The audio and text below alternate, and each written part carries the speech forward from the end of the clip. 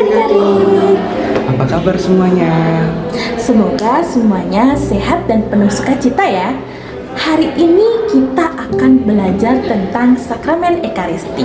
Nah, adik-adik pasti sering ikut misa kan bersama orang tua? Nah, pernah tidak bertanya-tanya mengapa kita harus mengikuti misa? Mengapa kita harus menerima komuni kudus? Oleh karena itu, hari ini kita akan belajar bersama tentang Ekaristi, sakramen yang sangat istimewa karena Yesus hadir untuk kita. Nah adik-adik, menurut Kompendium Katekismus Gereja Katolik nomor 271, Ekaristi adalah sakramen tubuh dan darah Kristus yang ditetapkan oleh Yesus sendiri.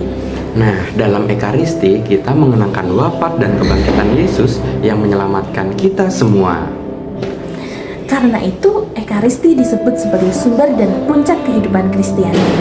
Artinya, Ekaristi menjadi pusat kehidupan kita sebagai orang Katolik.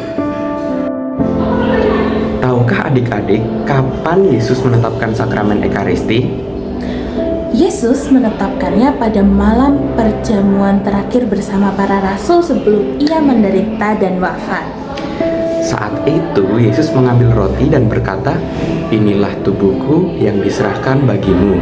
Lalu Yesus mengambil piala yang berisi anggur dan berkata, "Inilah darahku yang ditumpahkan bagimu." Kemudian Yesus berkata, "Lakukanlah ini sebagai kenangan akan daku."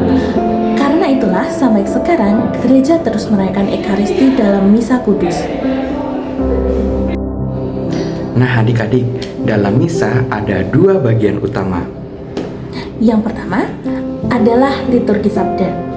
Pada bagian ini kita mendengarkan sabda Tuhan melalui bacaan kitab suci dan homili dari Romo.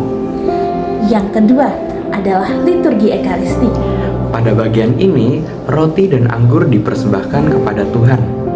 Melalui doa konsekrasi yang diucapkan imam, roti dan anggur menjadi tubuh dan darah Kristus.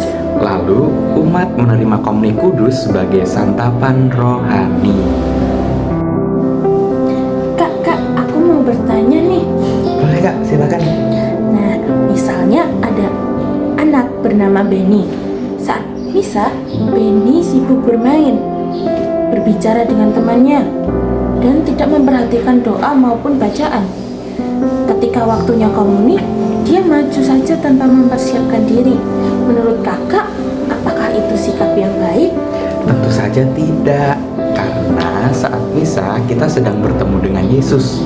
Oleh karena itu kita perlu berdoa, mendengarkan sabda Tuhan, dan mengikuti misa dengan sungguh-sungguh.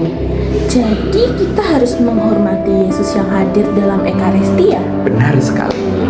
Kita menunjukkan hormat dengan berdoa, bernyanyi, menjawab doa, bersama umat dan mengikuti misa dengan baik. Oh gitu ya kak. Adik-adik, apakah Yesus sungguh hadir dalam Ekaristi? Jawabannya ya. Gereja mengajarkan bahwa Yesus hadir secara sungguh nyata dalam sakramen Ekaristi. Berarti bukan hanya simbol dong kak? Bukan. Menurut ajaran gereja, Yesus hadir dengan tubuh dan darahnya, jiwa dan keilahiannya. Karena itu kita harus menghormati hosti kudus dan sakramen maha kudus. Dan saat menerima komuni kudus, kita menerima Yesus sendiri ke dalam hati kita. Kalau begitu, bagaimana kita mempersiapkan diri untuk menerima komuni? Ada beberapa hal yang kita bisa lakukan. Yang pertama, kita harus rajin berdoa. Yang kedua, kita harus mengikuti misa. Dan yang ketiga, mendengarkan sabda Tuhan, kemudian mengasihi sesama dan juga mempersiapkan hati secara bersih dengan mengikuti sakramen tobat. Kita juga harus datang ke gereja dengan pakaian yang sopan dan sikap yang hormat. Betul sekali, kita datang untuk bertemu dengan Yesus. Apa sih Kak manfaat yang kita terima dari komuni kudus? Banyak sekali manfaat yang kita terima dari komuni kudus. Yang pertama, mempererat persatuan kita dengan Yesus. Yang kedua, membantu kita semakin mengasihi sesama. Yang ketiga, menguatkan menguatkan iman kita. Yang keempat, menolong kita menjauhi dosa. Dan yang terakhir, mempersatukan kita sebagai keluarga Allah. Jadi setelah menerima komuni, kita harus menjadi anak yang lebih baik ya Kak? Benar, kita harus rajin berdoa, taat kepada orang tua, menghormati guru, dan juga mengasihi teman-teman. Nah adik-adik, hari ini kita sudah belajar bahwa Ekaristi adalah sakramen yang diberikan Yesus kepada gereja. Dalam Ekaristi, Yesus hadir untuk menyertai dan menguatkan kita semua.